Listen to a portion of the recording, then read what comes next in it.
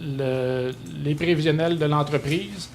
Donc, normalement, pour le travail, c'est qu'on va réaliser toujours dans le même cadre de travail. On disait pour l'année, j'ai un objectif de prévision de vente de 10 000 de vente avec ma même structure de coût. Maintenant, comment est-ce que ça va être réparti selon les mois? Donc ça, je vais juste vous tasser ça pour qu'on s'embourbe là-dedans.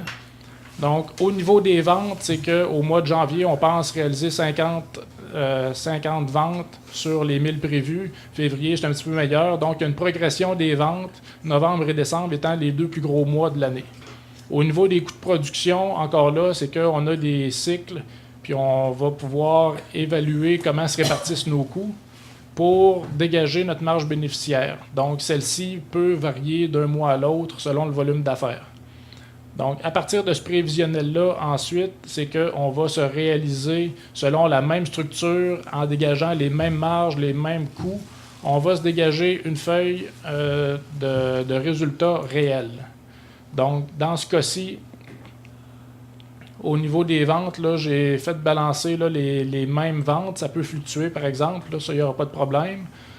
Au niveau du mois de janvier, on est à 48. Au mois de février, on est à 72. Donc, on voit qu'il y a des écarts versus au prévisionnel. Donc, le prévisionnel était de 50 et 65 pour un cumulatif les deux premiers mois de 115. Au niveau du réel, on est rendu à 120. Donc, on a augmenté notre chiffre d'affaires. Par croisement, ces chiffres-là, une fois qu'ils se rentrent, on peut obtenir l'information dans une fiche d'analyse mensuelle. Donc, c'est normalement, là, c'est tous les chiffres rendus dans cette fiche-là, les liens ont déjà été faits et on a juste à la consulter. Donc, une fois que les prévisionnels ont été faits au début de l'année, la seule tâche qui nous reste à faire, c'est au niveau de rentrer nos chiffres au niveau réel dans la feuille précédente, puis toute l'analyse se fait automatiquement. Donc, dans ce cas-ci, pour le mois de février, dans la section réelle, donc, on a réalisé 72 de ventes pour ce mois-ci. Depuis le début de l'année, on en a réalisé 120. Maintenant, si on compare ça au prévisionnel, pour le mois courant, on avait prévu 65 de ventes. On en a réalisé 7 de plus, on est à 72. Ça veut dire que notre écart, on est 11% en avant de nos résultats. Au niveau des coûts de production, c'est un petit peu la même chose. Donc, il peut y avoir des écarts également. On peut considérer que notre matière première, ça nous coûte 4% moins cher. Donc, c'est un bénéfice de plus pour l'entreprise si on réduit des coûts. Au niveau des frais généraux de fabrication, ceux-ci ont augmenté. Mais au global, notre écart demeure à 0%. Au niveau du résultat cumulatif également, c'est qu'on va venir comparer depuis le début de l'année, même si ce mois-ci, je suis en avance, est-ce que depuis le début de l'année, c'est encore comparable? Donc, ce qu'on constate, c'est que finalement, au cumul, c'est qu'on est seulement à 4% d'avance sur notre chiffre d'affaires désiré. Au niveau des coûts de production, toutefois, on a obtenu un meilleur résultat puisqu'on est 1% d'avance sur nos prévisions. Donc, ainsi de suite, poste par poste. Une analyse comme ça nous permet de rapidement voir à quelle place on est le plus efficace, puis à quelle place également on risque de l'échapper. Donc, dans ce cadre-ci, on peut voir qu'au niveau des frais généraux, même s'ils ne représentent pas beaucoup de notre coût de fabrication, l'écart de 15% et de 30% au niveau cumulatif nous indique qu'on aurait peut-être un meilleur suivi à faire de ce côté-là.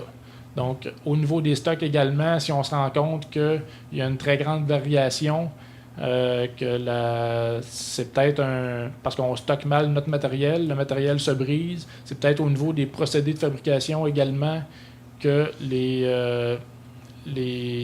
la matière première se perd.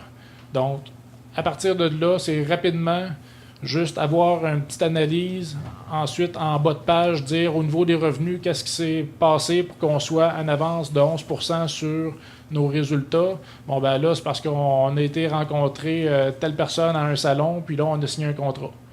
Au niveau des coûts de production, qu'est-ce qui fait que notre matière première on a obtenu un meilleur résultat? Qu'est-ce qui fait que les frais généraux de fabrication ça l'a varié également. Ah, ben là, c'est parce qu'on en a eu un de notre bon travailleur a été malade, fait que là, il a fallu qu'on le remplace, puis c'était moins productif. Donc, il y a des éléments comme ça qui peuvent être expliqués. Puis, mois par mois, en analysant ces variations-là, c'est qu'on peut pointer, est-ce qu'il y a des problématiques qui ressurgissent, qui reviennent continuellement, mois après mois. Si c'est le cas, bon, ben là, on trouvera des moyens pour les modifier et trouver des solutions. Donc, de retour à mon PowerPoint. Pour cette partie-là, est-ce qu'il y avait des questions? Moi, j'en aurais une.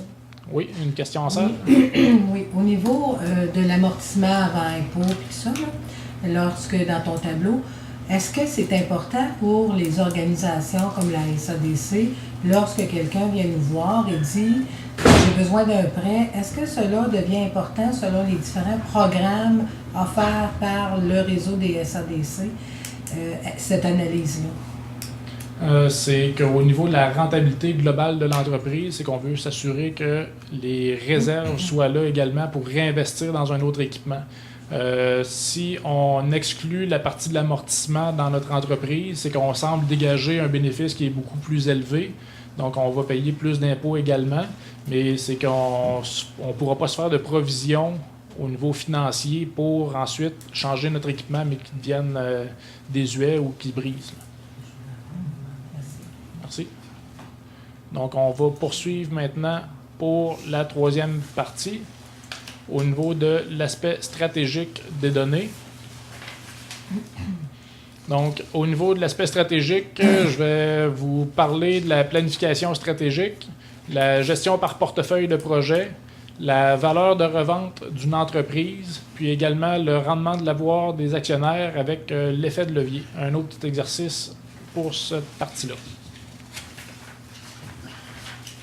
Au niveau de... Là, je vais le remettre... Au niveau de la planification stratégique. Donc, ça, c'est basé sur la mission de l'entreprise. Essentiellement, c'est qu'on va sortir des grands axes stratégiques, des objectifs stratégiques pour l'entreprise. Donc, notre mission, si c'est de vendre à des clients commerciaux, donc là, on va dire par nos objectifs stratégiques, est-ce qu'on veut passer avec un représentant? Est-ce qu'on veut faire une alliance avec un constructeur ou est-ce qu'on veut développer la vente par Internet? Donc ça va être des grands axes stratégiques avec des objectifs précis.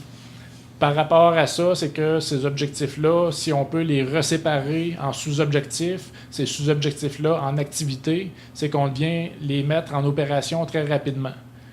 Une fois qu'on a obtenu nos activités, bon ben là, c'est qu'on va pouvoir les évaluer. Qui va en être responsable? C'est quand le temps où on devra vérifier ces résultats-là, puis également quel est le pourcentage d'atteinte des résultats. Donc, on veut développer un secteur, on sait que ça va nous prendre un calendrier de planification pour rencontrer tous les représentants. Bon, ben ça va être Paul qui va être responsable et voici où il en est rendu. Au niveau, donc, un responsable, un échéancier, des indicateurs de mesure, comme je mentionnais. Donc, un petit exemple autre que je viens de vous nommer, c'est développer un centre de recherche et développement. L'objectif numéro 1, normalement, c'est de réaliser un comité de suivi. Donc, stratégiquement, c'est qu'on veut s'assurer que ce soit pris en place. Ensuite, on va déléguer les activités à différentes personnes, des consultants à l'interne ou à l'externe. Donc, je veux définir un modèle d'affaires dans le but de développer mon centre de recherche et développement. Donc, un des sous-objectifs, ça va être d'évaluer les modèles existants. Donc, comment est-ce qu'on peut évaluer ces modèles-là? C'est qu'on va aller voir sur Internet, on va aller voir les organismes de développement également qui peuvent avoir des idées sur comment ça se passe sur le plancher. Donc, qui va réaliser cette recherche-là? Ça va être Pierre. Comment est-ce qu'il va nous donner l'information? Ça va être ça va être dans un rapport. Est-ce que son rapport a été réalisé? Oui, l'état d'avancement est à 100%.